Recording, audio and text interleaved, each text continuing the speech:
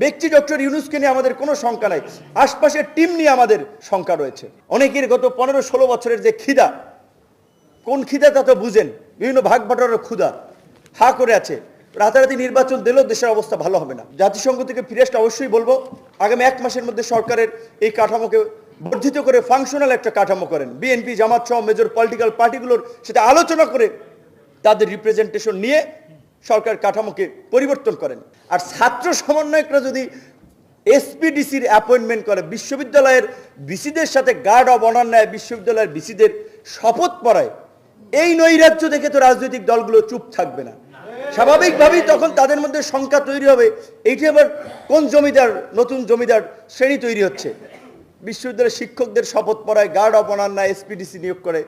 সুতরাং এই যে হজবরলতা তৈরি হয়েছে, উপযুক্ত ব্যক্তিরা প্রফেসর মোহাম্মদ ইউনূসের পাশে না থাকার ফলে কিন্তু তাদের রাজনীতির হাতে খড়িটা আজকে মেন সমন্বয়কদের কথা যদি বলেন, নাহিদ, আসিফ, হান্নান মাসুদ, আহনাফ, আব্দুল কাদের, অনেকে ছাত্র অধিকার পরিষদের নেতা ছিলেন। তো এখন আমরা বললাম আমরা মাস্টারমাইন্ড ছিলাম।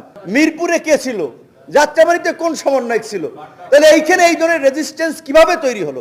বন্দুকের নলের মুখে লাশ পড়তেছে, এই যে ছেলেরা ইন্টারভিউ দিচ্ছে যে আমার সামনে থেকে লাশ পড়ছে, তারপর আমি যাচ্ছি না। আল্লাহ ওদের মধ্যে রহমতের ফেরেশতা পাঠিয়ে দিয়েছে, যাদের ভয় ভীতি তাদের রাস্তা থেকে সরাতে পারে নাই। এটা একেবারে অহেতুক বিতর্ক যে এই আন্দোলনের কে মাস্টারমাইন্ড, কে ছিল, কি ছিল। এই সমন্বয়কদের অনেকে ছাত্র অধিকার পরিষদ করে, কেউ ছাত্র শিবির করে, কেউ ছাত্র দল করে, কেউ একেবারেই জেনারেল শিক্ষার্থী।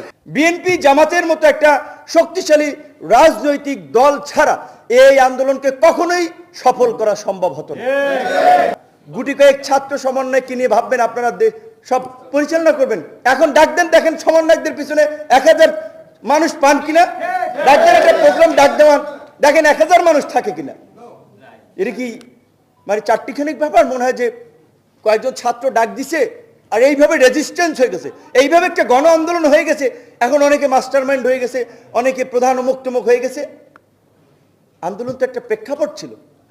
গত 1.5 দশকে সেই প্রেক্ষাপট রচনা হয়েছে। ধীরে ধীরে অনেকগুলো ঘটনা একটা একটা করে সুতা গেথে আজকের এই অবস্থায় নিয়ে এসেছে।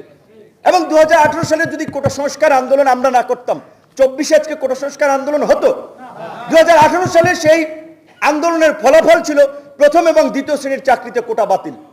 সেইটা থেকে যখন কামব্যাক করে নিয়ে আসছে প্রথম দ্বিতীয় মুক্তিযোদ্ধা কোটা, সেইটাকে ইস্যু করে আন্দোলন হয়েছে।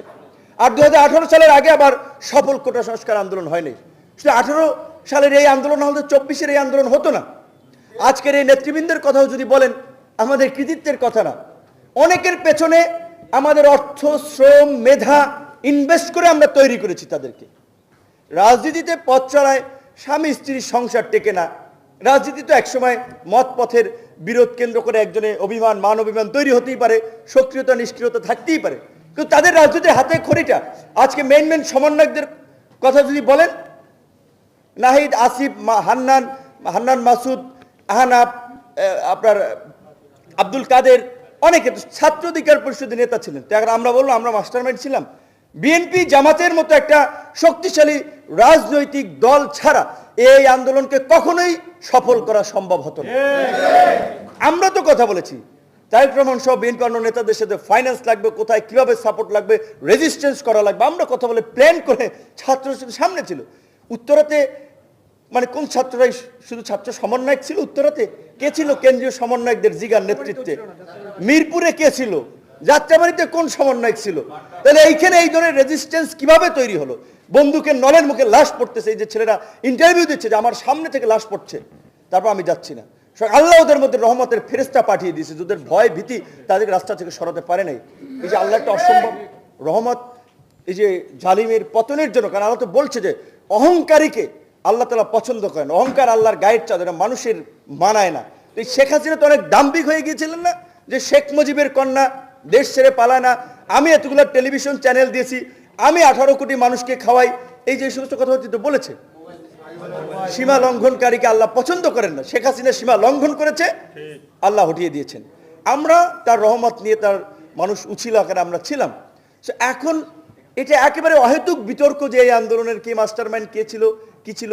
এই সমন্বয়কদের অনেকে ছাত্র অধিকার পরিষদ করে, কেউ ছাত্র শিবির করে, কেউ ছাত্র দল করে, কেউ একেবারেই জেনারেল শিক্ষার্থী। এবং এই আন্দোলনে যারা করেছে তারা কিন্তু পীরলি আউলিয়া হয়ে গেছে আপনারা মনে করেন? এই আন্দোলনটা কি প্রথম দিকে গণতন্ত্র, ভোটাধিকার, দেশ উদ্ধারের আন্দোলন ছিল? কোটা সংস্কার, সরকারি চাকরির একটি ইস্যুর আন্দোলন ছিল। আমরাও যেটা করেছিলাম, জাতি যখন মনে করেছে যে এইভাবে বর্বরতা কোনো বিবেক সম্পন্ন মানুষ মেনে নিতে পারে না, এভাবে একটা দেশ চলতে পারে না, আবু সাইদের এই বিরচিত জীবনদান কিংবা মুগ্ধের কিংবা আরো অন্যদের এগুলো মানুষকে আসলে টাচ করেছে, মানুষ ঘর থেকে বের হয়ে এসেছে। সো এইখানে এই যে সমগ্র শ্রেণী পেশার মানুষের একটা কন্ট্রিবিউশন, সেটাকে মুক্তিযুদ্ধের আওয়ামী বয়ানের মতো আরেকটা ন্যারেটিভ তৈরি করা হচ্ছে যে আমরা করেছি, অমুকে করেছে, সমন্বয়করা করেছে। ফালতু কথা এগুলো। দেশের সমগ্র শ্রেণী পেশার মানুষ এই আন্দোলন করেছে, যার অগ্রভাগে নেতৃত্ব ত্যাগ সময়ে রাজনৈতিক দলগুলোর ডেডিকেশন বেশি, বিএনপি বলেন, জামাত বলেন, হেফাজত বলেন, যারা রাজপথে ছিল। তো আমরা যেটা বলছি যে দেখেন, এখন কি তাহলে এই সরকার বসে কালকে আমরা নির্বাচন চাই, নির্বাচন দিলে সব অসুখ সেরে যাবে?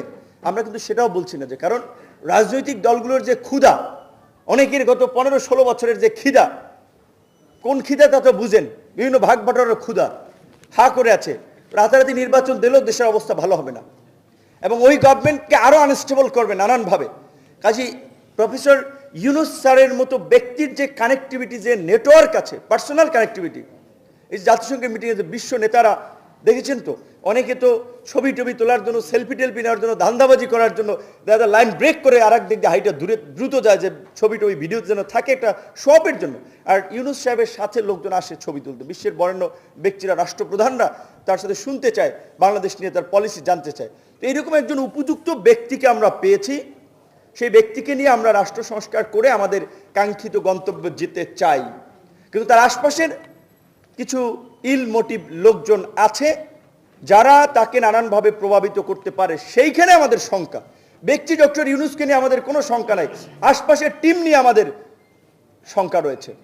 সেই জন্য আমরা তো জাতিসংঘ থেকে ফিরে আসলে অবশ্যই বলবো আগামী 1 মাসের মধ্যে সরকারের এই কাঠামোকে বর্ধিত করে ফাংশনাল একটা কাঠামো করেন, বিএনপি, জামাত সহ মেজর পলিটিক্যাল পার্টিগুলোর সাথে আলোচনা করে তাদের রিপ্রেজেন্টেশন নিয়ে সরকার কাঠামোকে পরিবর্তন করেন, একটা শক্ত সরকার করেন, দেশকে সেইভাবেই পরিচালনা করেন। সবাই সহযোগিতা করতে রেডি, কিন্তু রাজনৈতিক দলগুলোর সাথে যদি দূরত্ব থাকে আর ছাত্র সমন্বয়করা যদি এসপিডিসির অ্যাপয়েন্টমেন্ট করে, বিশ্ববিদ্যালয়ের ভিসিদের সাথে গার্ড অব অনার নেয়, বিশ্ববিদ্যালয়ের ভিসিদের শপথ পড়ায়, এই নৈরাজ্য দেখে তো রাজনৈতিক দলগুলো চুপ থাকবে না।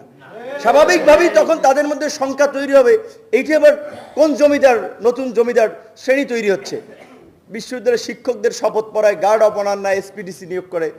সুতরাং এই যে হজবরলতা তৈরি হয়েছে, উপযুক্ত ব্যক্তিরা প্রফেসর মোহাম্মদ ইউনূসের পাশে না থাকার ফলে, সুতরাং এই ক্রিটিসিজমটা করতে হবে।